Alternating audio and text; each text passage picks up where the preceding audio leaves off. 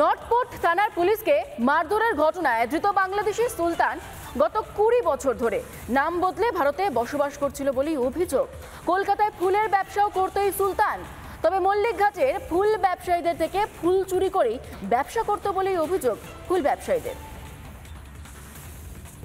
অনুপ্রবেশ করে তাহলে কি এবার কলকাতায় গুন্ডাগিরি করতে চায় বাংলাদেশিরা?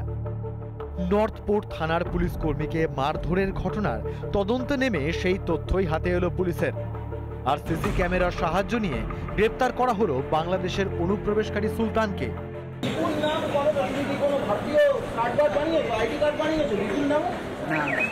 তাহলে বিপুল নাম কি করে? কে এই সুলতান? 20 বছর আগে ভারতে অনুপ্রবেশ করে সুলতান। সুলতান রাতারাতি হয়ে যায় বিপ্লব মণ্ডল। সেই নামেই কলকাতায় বসবাস সুলতানের। ফুলের ব্যবসা করত ধৃত সুলতান। তার বিরুদ্ধে রয়েছে ফুল চুরির অভিযোগও। একেবারে পসার সাজিয়ে নিয়েছিল এই জায়গায় সুলতান। স্বাভাবিকভাবে প্রশ্ন উঠছে, এই ঘটনা যদি না ঘটতো তাহলে হয়তো সুলতান গ্রেপ্তার হতো না। প্রশাসনের নজরদারির ওপর আরও একবার প্রশ্ন উঠে গেল।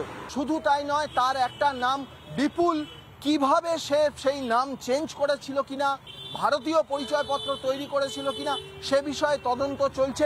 একদিকে রোহিঙ্গাদের নাম তোলা, সন্ত্রাসে উৎসাহিত করা, দেশের অভ্যন্তরীণ নিরাপত্তার ক্ষেত্রে বিপদ তৈরি করা, অন্যদিকে ক্ষমতায় টিকে থাকবার যে অপকৌশল নিয়েছে তার বিরুদ্ধে এখানে হবে অপারেশন বাংলা।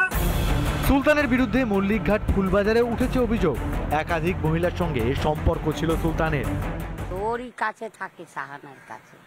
ওরা মানে লাস্ট শাহানার কাছেই থাকতো।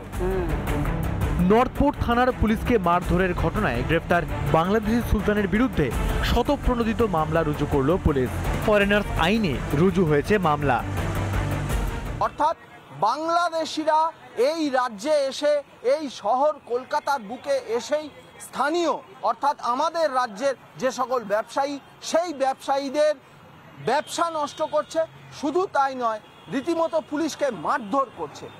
ভিডিও জার্নালিস্ট দীপঙ্কর কাঞ্জিলালের সঙ্গে সৈকত, রিপাবলিক বাংলা, কলকাতা। নানা ধরনের কন্টেন্ট দেখার জন্য লাইক করুন, শেয়ার করুন আমাদের ফেসবুক পেজ, সাবস্ক্রাইব করুন আমাদের ইউটিউব চ্যানেল।